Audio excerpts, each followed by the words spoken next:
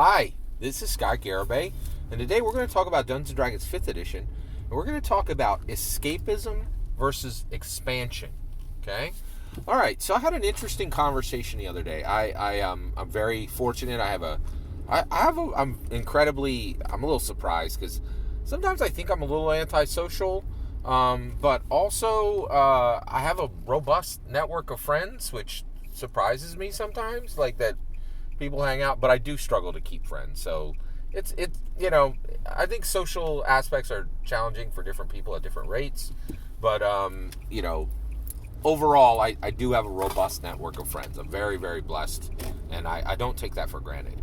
So I recently got a new friend. I think we've been hanging out for about 3 months, and this guy circled in my life from an unusual angle, and he is not a Dungeons and Dragons player. He's a lot of things, but one of his things is he has a major hobby. He owns 15 custom-built, high-end, $250 to $1,200 custom-built lightsabers. He's like, it's his main thing. Like, it's his Dungeons and Dragons, right? You know, the way I am with Dungeons and Dragons, like, he is this way with custom-building lightsabers, right? It's really, really... So recently, I just kind of engaged with him, and I bought a $330 Fire Saber custom-built lightsaber with a Profi 2.2 core and a NeoPixel blade, right? And so I was having a conversation with him, right? We're in the middle of a conversation. And the conversation is, and actually we were talking about Star Wars, right? And he's like, so, so I was watching Star Wars again, escapism, man. Star Wars is my escapism. Just like your Dungeons and Dragons, right? And I had to correct him, because he was saying, hey, I know you really care about Dungeons, because I had talked about Dungeons and Dragons with him, and he had talked, and we both love Star Wars, and so we talked about Star Wars. And I said, no. Dungeons and Dragons isn't escapism for me, and I'm kind of surprised that Star Wars is escapism for you. I have I definitely am a Star Wars fan, but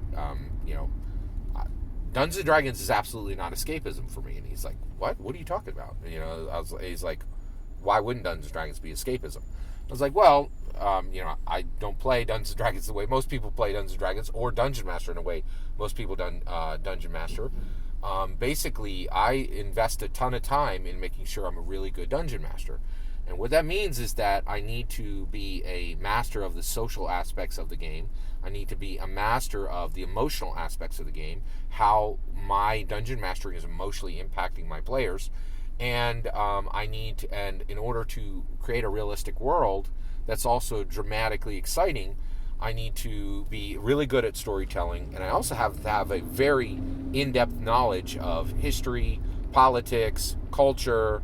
And so in order to be a dungeon master, I have to expand myself socially. I have to engage in social expansion, right? Expanding my social abilities and my social understanding of others, right?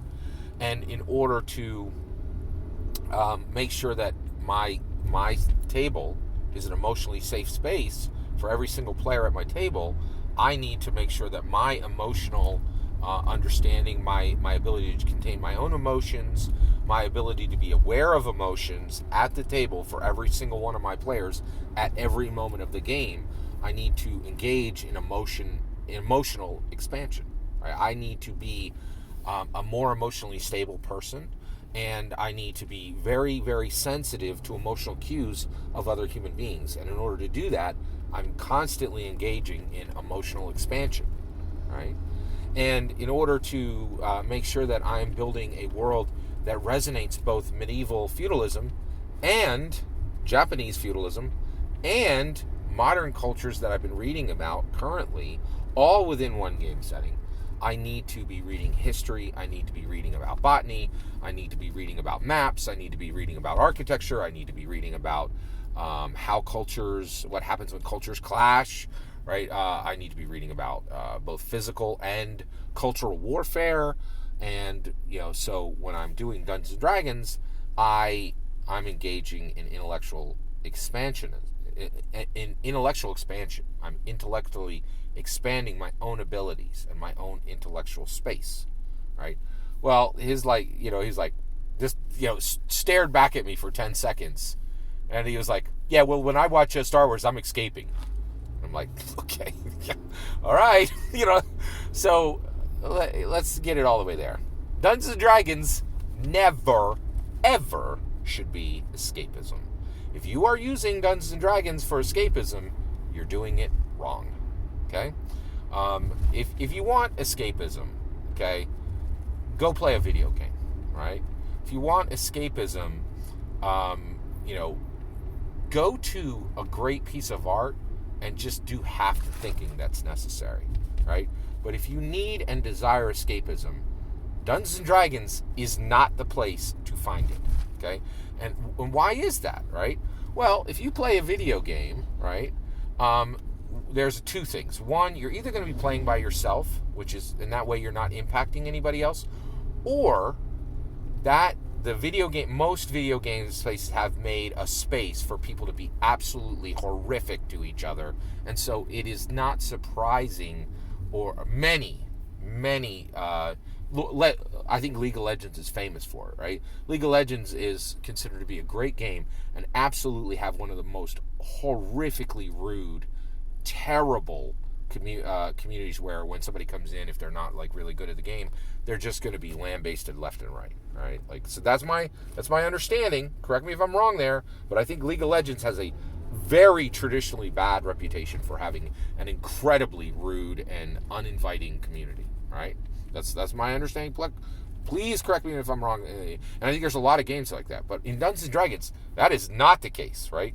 You sit at a Dungeons & Dragons table, if you dare to put on the Dungeon Master hat, you are responsible to guardian the emotional, social, and intellectual well-being of every single person at that table. There is absolutely no room for you to be doing escapism, right? You need to be 100% alert about the story you're telling and making sure that story is being told in a non-offensive, inclusive, welcoming, and fun manner. There's no escapism there. That doesn't happen by accident. You need to be very on point, right? And if you're a player, you're not off the right. You're not off. You don't get excused from a single one of those responsibilities.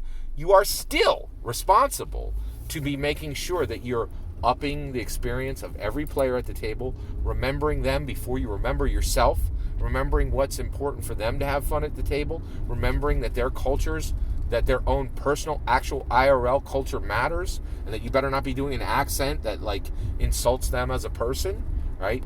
You need to be on point. There is zero room for escapism at the Dungeons & Dragons 5th edition table. No excuse for it, right? Yes, you can absolutely engage in escapism in video games. And if you're seeking escapism, you really should go there. You should not be on the Dungeons & Dragons side. No one should be using Dungeons & Dragons for escapism, because the contact that we have with fellow players is very real. And we do not have a tradition like League of Legends has, where for years the most horrific things being said to other players was tolerated. We just don't have that kind of history, right? Like, Dungeons & Dragons has always been a space where you are dropping in as a dungeon master or as a player, and you are expected to be on point and make sure that the people around you are in a safe space from the perspective of their intellectual, their social, and their emotional well-being, right? And that I do not think for 1 second that has been even a remote concern in the vast majority of video game guilds, right? So I 100% reject the idea that Dungeons & Dragons should ever be used for escapism. If you're using it for escapism, go play video games. In my opinion, in my humble opinion, you should go play video games. In my opinion, that kind of very neglectful behavior is incredibly common and will not shock anyone there generally, right? But in Dungeons & Dragons, it's just, we interact with people, and the impact on people's lives for our games is so real and so immediate that there's just no room for it, right? So if you are engaging in Dungeons & Dragons as a dungeon player or a dungeon master, you very, very importantly must be doing that from a perspective of expansion, never escapism. It is incredibly important that escapism is never welcome at a Dungeons and Dragons table, in my opinion. I'd love to hear your thoughts. What do you think? Do you use Dungeons and Dragons for escapism? Did you just not understand why that was a bad idea before you heard this video and now you're going to change? Or do you do exactly what I'm saying, that Dungeons and Dragons has always been an area of expansion for you, socially, emotionally, intellectually, rather than an escape for you? I'd love to hear your thoughts. Let me know in the comments below. Please consider liking and subscribing, and have a wonderful millennium.